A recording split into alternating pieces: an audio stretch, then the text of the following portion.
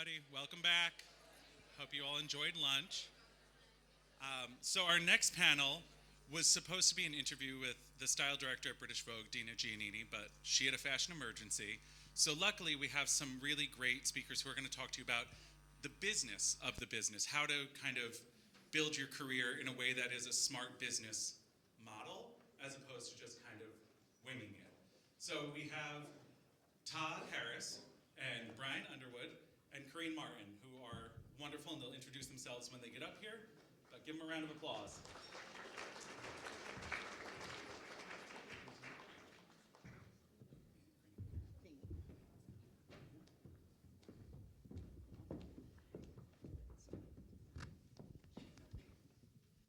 Thanks, Jack. Anytime. So if you guys just want to quickly introduce yourselves so everyone knows who you are and why they should listen to you. Sure. My name is Brian Underwood. I am the Beauty and Wellness Director at Oprah Daily, which I think I mentioned at the beginning of the morning is the media partnership between Oprah Winfrey and Hearst in New York City. Why you should listen to me, I don't know. I'm funny. My name is Todd Harris. I'm a makeup artist and groomer from New York City. I guess you could listen to me because, like all of you, I started someplace and was able to work and, sort of make a career for myself the normal way, the hard work way. So I guess I can give you some knowledge there. And so I'm Corinne Martin, obviously. I am an agent at the Wall Group here in the London office. I've been an agent for over 20 years now, looking after makeup artists, hairstylists and stylists. And hopefully I can just give you a little bit of an insight into the agent side of things. So does anyone here have an agent? So a few of you. So I think what a lot of people would like to know is, what is the role of an agent? What things does an agent cover, and what things don't they cover? Okay, so there's a few different categories. Obviously, you've got a diary service, you've got a booker, and then you've got an agent. So starting off with the diary service, they're literally there to take your calls, make sure you don't miss a job opportunity, take all the details, pass it on to you. Bookers go a little bit further. They will negotiate rates for you, make sure that you get to your jobs, every day, and make sure that you don't miss an opportunity as well. And an agent really takes things a little bit further, and they're really about strategy, and they're about guiding your career, making sure that you take the right jobs, you make the right decisions. Obviously negotiating the right rates for you, making sure you're just following the career path that is right for you, also being honest with you and letting you know if you are, if you're ready for something. If a lot of people think, okay, I want to start doing the cover of Vogue, and you've only been in the industry for 5 minutes. Your agent should be able to say to you, okay, whoa, hold horses a bit, and let's build a plan, a career path, and let's work towards it. Yeah, I think as somebody who works with agents on the editorial side, what I've heard from some of the best agents is that they can be the bad guy. They can be the ones who negotiate for you, do the work for you so that you can just do all the creative things that you do. Because it can be really hard to negotiate. It can be a really awkward position to be in. No one really likes to talk about money. Some people do, but not everyone does. And your agent can really step in and do that for you so that you can just go about doing the work that you do. Yeah, and I think also, the nice thing about this panel is you have such different sides of the business. So there's obviously the agent, the artist, and editorial. But for artists, I think that sometimes we devalue our worth, right? When we go and get that job and they're like, well, it's only $250, right? And you're like, oh God, well, I really want this job, and what do I do? And that's where your agent comes in, and they know your worth, and they know how to get that for you, and how to also, protect you in a way. Yeah, it's about advising your artists, and every job is not about the money. It's about is this the right job for you to do? Is this going to get you to where you want to be ultimately? The job might be offering loads of money, but actually, if you put your name to this, is it really going to help your career? 100%. Yeah, there's always like the great thing about working with an agent is it's like a journey together, right? So they're leading you in this way to elevate your career to where you want to be or where you didn't even think it could go. And that's like the beauty of working with the right agent. And I think that's also something that it's not just about having an agent. You know, agents are great to get in the door with celebrity work, big brand work. And there's also sort of like a safety to working with people. Like they're like, well, they have an agent, so we know they're sort of vetted in some way. But it's also the right agent who sees that vision for you and is thinking not about, you know, yesterday, but they're thinking like 5 years ahead. How can I get them there? And you know, making the right career together. What do you guys think is the best time for someone to seek out an agent? Because I know with many agencies, you need to have something to show, because they're not going to hire you without some kind of portfolio. They're not going to be like, well, I trust that you're good. They need to see work. But how much work do you think you need to have in your book? Just people still have a book. I feel like it's Yeah, not so much. digital anymore. book. Sorry, I'm old. They used to be like back in the day, it was Really like a book. heavy. Yeah, you used to have to, like, And you have to schlep pay your book to around. have it bound, and you take it places and send it places, and And it used to cost so much. so much money. Yeah. Thank God for technology. Yeah. So, when do you think someone should approach an agent if they don't get approached by an agent? Yeah. So I think it's too wide to say when is the right time because it's going to be different for everybody. It really is about maybe approaching agents. If you feel like you might be ready, approach agents, the agents of people that you aspire to, the artists that you love their work, and find out where they're represented, and approach the agents and just ask them for advice, because they should tell you honestly, okay, perhaps you need a bit more work in your book, perhaps you need to have a bit more direction. If you are ready, then they'll welcome you into the door and say, great, let's have a meeting and let's talk about, what you want to do and talk about how you want to get there. I think, there's really no exact time to say, okay, as soon as you've got 10 images in your portfolio, you're ready, because it doesn't work like that. It's about the type of images you've got, it's about the people you've been working with, and it's about really where you want to go with your career. Interesting. How would you guys feel is the best way, because I think it's been said a few times today, the market is very oversaturated for everyone. What is the best way for someone to stand out? What do you look for because if you have a dozen stylists who all do the same thing, that's fine, but how does someone set themselves apart? I'm sure with makeup, that's something that you encounter a lot, because especially with makeup, I feel like the trends fluctuate so greatly. So how do you set yourself apart in that way? I think that the main thing is that every single job I do, it doesn't matter if I'm like just going to someone's house to do like a do and go, or it's like a set, like a cover of Rolling Stone or whatever it is.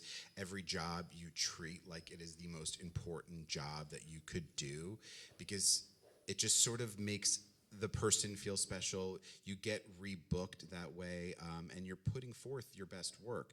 Because if you're just sort of half-assing it and sort of just like, not doing your best, it's going to show no matter what you're doing.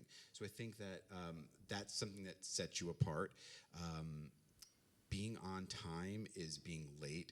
That's one thing that I can tell you. So if you show up on time for your call, you're late. Like I always try to get there, and I don't know if you tell your artist, but I'm always there 15 to 20 minutes early. I want to be completely set up, ready to go before talent even arrives. There's no like waiting and opening my kit and figuring it out.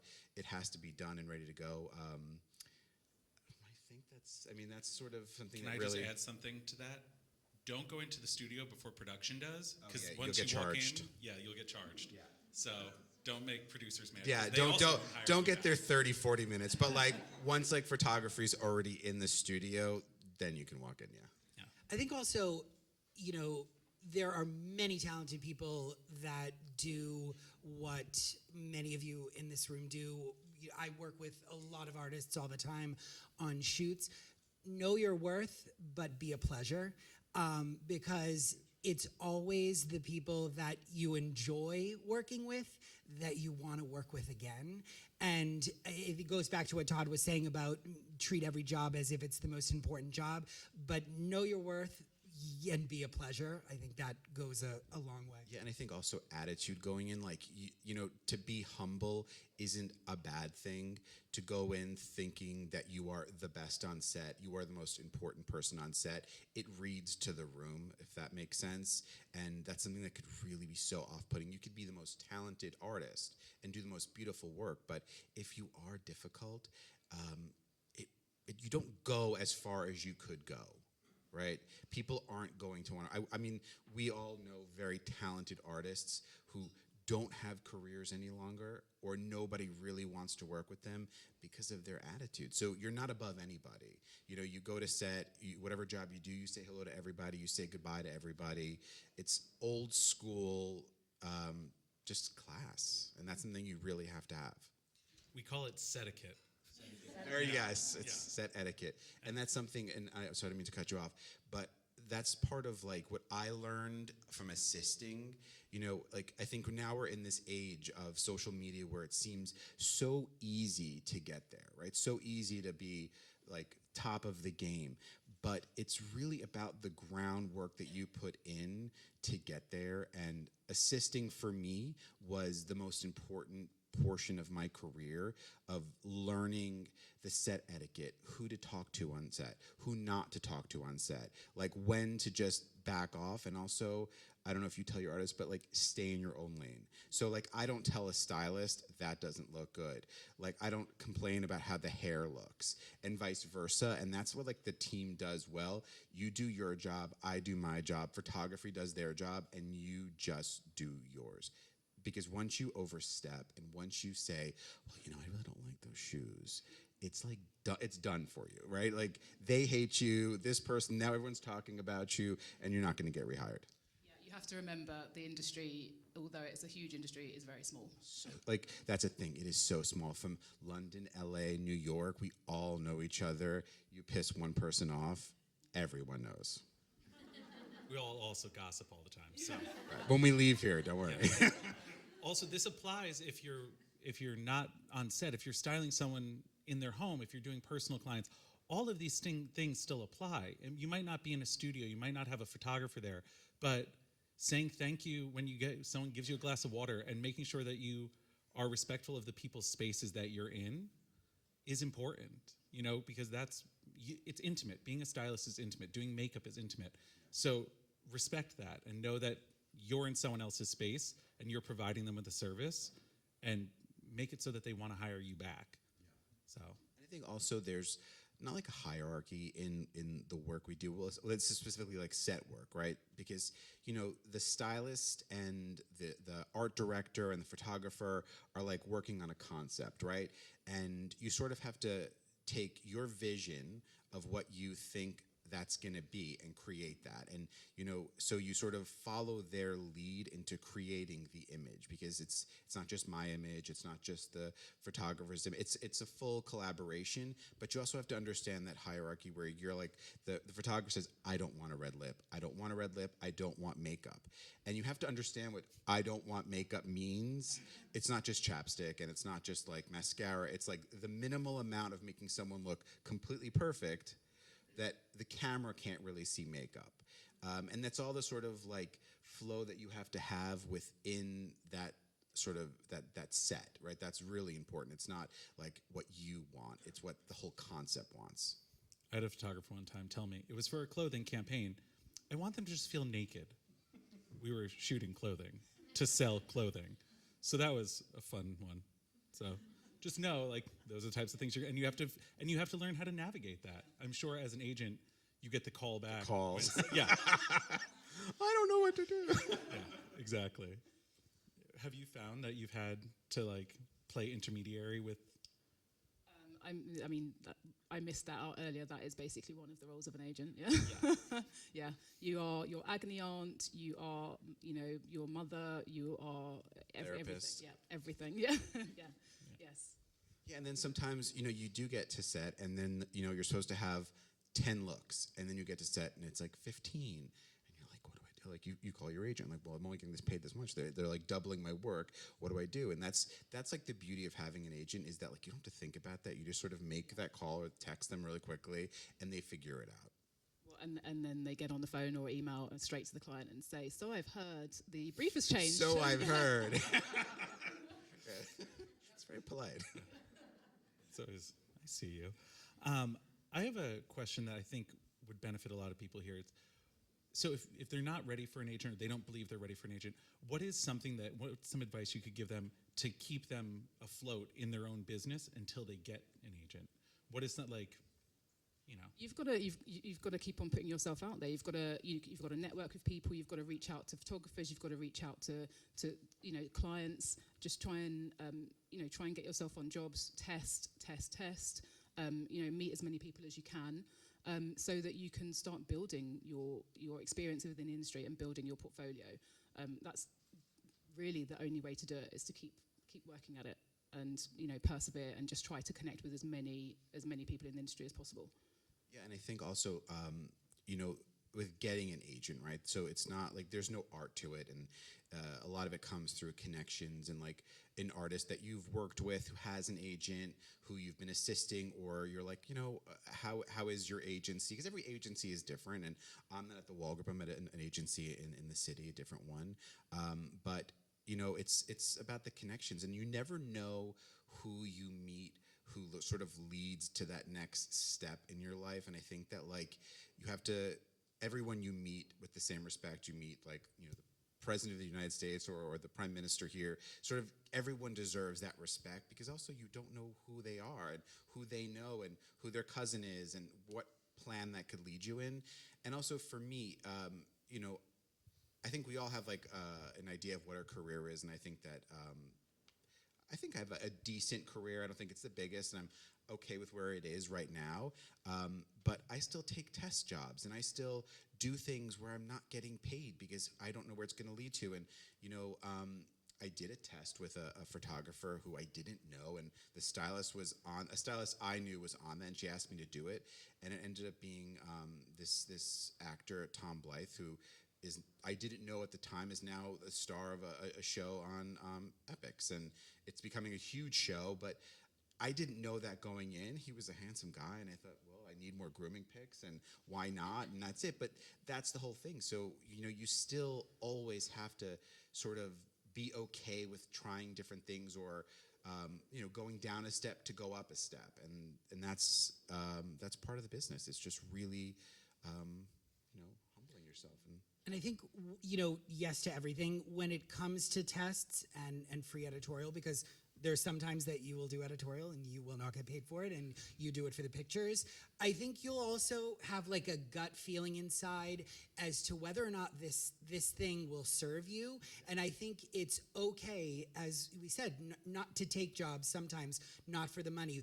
But if it's not going to be for the money, make sure that there's a reason that you're taking it. Make sure it's something that will serve you. Maybe you need a certain type of picture in your book that you don't have, and then you're like, sure, I'll take it.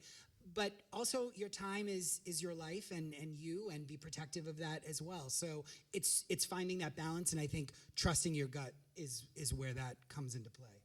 Yeah, and also I think that when you do these tests, you sort of have to be prepared that you're not always going to get the images you think you're going to get, right?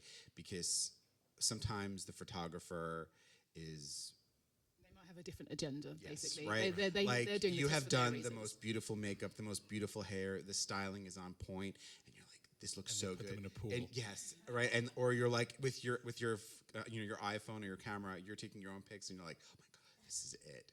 And then in a few weeks you get the shots, and you're like where did this go?